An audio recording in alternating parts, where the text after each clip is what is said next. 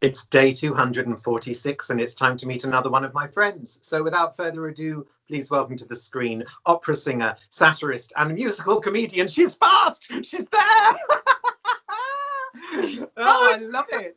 That's brilliant. Let's keep it in. Let's keep it in. It's Melinda Hughes, everyone. Yeah. Oh, that's such fun, because normally I'm waiting for the person to appear because there's a delay on the video. I was so excited. I was getting it ready. I'll never make it on Blue Peter. No, I'm afraid that avenue is closed to you now, Hughes. Sorry about that. You're in Barbados, aren't you? I am happily stranded, although we were given opportunities for repatriation flights. And I'm like, I don't think I want to go on flight COVID 333. Thank you very much, from all the cruise ships who are being gathered up to mass and go home. So we stayed on, and I've got a lot of projects here. So happily stranded in Barbados. And it's weird, but and we had lockdown here, pretty serious lockdown. Right. But we have one case, and that's just from a repatriation case that came in yesterday. And for 40 days, we had nothing. Wow. So people partied here like the Titanic was going down. It was pretty amazing. I said this to you before we started recording, but if you're going to be locked down somewhere that's not home, it's a pretty awesome place to be locked down. Yeah. Good for you. Well, just in time, I came out here for a festival. We were going to have Rachel Paris and Marcus Brigstocke perform, and it's a festival that I run. And we got infected, and they couldn't fly out, and everything got cancelled, and they got really sick as well, actually. Oh, did they? That's not good, because I remember I was judging the Musical Comedy Awards when it was quite a young thing, and Rachel was not on the TV back then, and she was a contestant, and I remember very clearly I wanted her to win the Musical Comedy Awards, and none of the other judges agreed with me. So I think she came second or third, but she didn't come first. Yeah. I was really annoyed, really angry. Very talented, and I love her. She's kind of like a young, sexy Victoria Wood for me. I have that kind, which I know that you are. I love me a bit of Victoria Wood. Yeah. Do you see that in her a bit? Well, I do, but it's hard because obviously people talk to me about Victoria a lot, and I know her work so intimately now because I've been creating Looking for My Friend, my show about her work, that I can see the differences more quickly than I can see the similarities. But absolutely, yeah, they're both bloody funny women. Listen, Melinda Hughes, I've got 3 questions for you. Are you ready for your first? Yes, sir. Question the first, Melinda Hughes, is what is your recollection of our first meeting? Well, I do remember it quite clearly. I was just starting to get into cabaret, having crossed to the dark side from the opera world. And someone said, Paulus is doing this, he does his cabaret evening. You were doing various things, I remember, and it was underneath, but this one was fairly near me, and it was underneath it was a piano bar in Kensington in the basement. Oh, so it used to be called Sopranos, but now I think it's called Live Lounge. But yes, Sopranos, High Street Ken. Yeah. And I came down, and at that time I wasn't really doing much cabaret. I kind of just did some silly opera stuff and You Let Me Sing, which was fun. And that's when I first met you, and that must have been 2006 maybe. Yeah, that's yes, because I just met my husband when I was still running that one. Yeah, absolutely. So what's it like, as a sidebar, to cross over? Because I've worked with a lot of opera to cabaret crossover performers.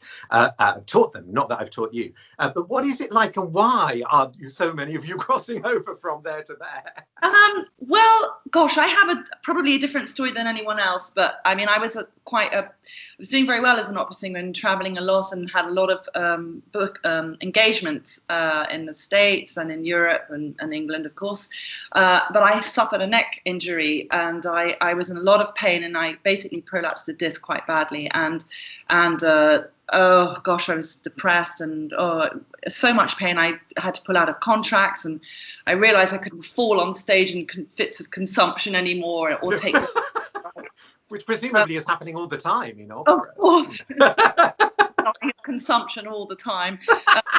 And so and I went back to something I loved from the beginning before I became an opera singer, which was my roots, which were in jazz and cabaret. I was always obsessed with Kurt Weill and Weimar cabaret, and that was my inspiration. I'm also quite opinionated politically, so I felt that I could be creative and musical and in control, rather than having some director telling me, well, you need to stand on your head now on a raked stage, and perform and be creative and sing. And still, you know, it's a drug, as you know. We've got to perform, we've got to express ourselves, and that was the next direction for me. I mean, obviously it was terribly depressing not to be able to do opera anymore, and I see this happening at the moment with all the opera singers, all the performers who can't perform. I you know, I when I do sing opera, I mean, I see people physically sick from crying from the loss of it, and it is a loss. It's like it's grieving. Anyway, so cabaret was a very productive way for me to express myself and go into. And in the beginning, I was fairly classical, and I just learned a lot. It was really a new craft, and it's basically you have to put the 10,000 hours in again. Yeah. Absolutely. And if you were talking about being opinionated just there, if any of you listeners, viewers, haven't seen Melinda's fabulous lockdown tango, which I compare, it's about a 3-minute video, something like that. It is on this YouTube channel of mine, and I'm sure you can find it in other good bookshops as well. But it's brilliant, and she put it all together and came up with it with Dusty Limits. Love, love, love. Your second official question, Melinda Hughes, is what are you doing to keep creative at the moment, stuck in Barbados? Stuck in Barbados. Well, I do know quite a few musicians here, and my purpose was always to fuse visiting musicians who come over and visit for the festival I was curating to work with local Bajan musicians. Bajan is the Barbadian musicians, and to create a nice exchange of ideas and creativity. And there is such a wealth of talent here, I can't tell you. So much talent. The music is phenomenal. The singers are phenomenal. And I did one project already, which was a song called Beautiful Barbados, which was quite famous many years ago. And I sort of revamped it and got a lot of singers to contribute. And I got some opera singers. There are some Barbadian opera singers, actually, who were all in lockdown. One was in New York, one was in Berlin. There's one here who I've become very good friends with, as well as some pop singers. And they all created a phrase for this song, including Cliff Richard.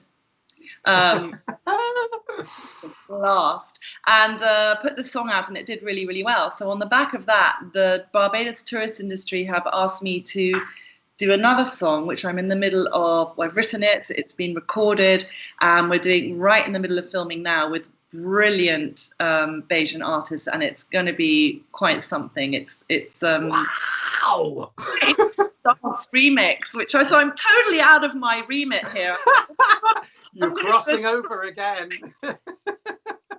So I know people are already going to be going, where can I find out about this woman? And underneath your beautiful face, I'll be putting a place where people can find out all about your work more. So I hope people will. Your third question is, what are you looking forward to doing that you can't do at the moment? I mean, it sounds really good. I mean, I'd stay there if I were. I've been lucky enough to be able to perform here because we have had 40 days without a case, and all the restrictions were lifted, and we had very tough lockdown here, very tough, because it's an island and we have a very high rate of diabetes. So the Prime Minister had to crack down to protect her citizens. So I did do some performances recently. Did the obligatory opera balcony performance with my friend Darian Worrell, who lives up the road. That was lovely. And so I'm looking forward to performing properly back in London. So that's the one thing I miss, really performing at like places like Crazy Coq's. I love that place. And I miss hugging my friends. I miss them. that's in London and giving them a big hug. Well, when you are back in London, I insist on getting a hug as well, please, my darling. Listen, we are running out of time. Guys, don't forget to press the subscribe button for more like this. Now, sadly, Melinda will not be with me tomorrow, but I will see you all tomorrow. If we're saved. Marvellous. She's Melinda Hughes. Thank you so much, darling. Take Bye. care. Give my love to Cliff. Bye.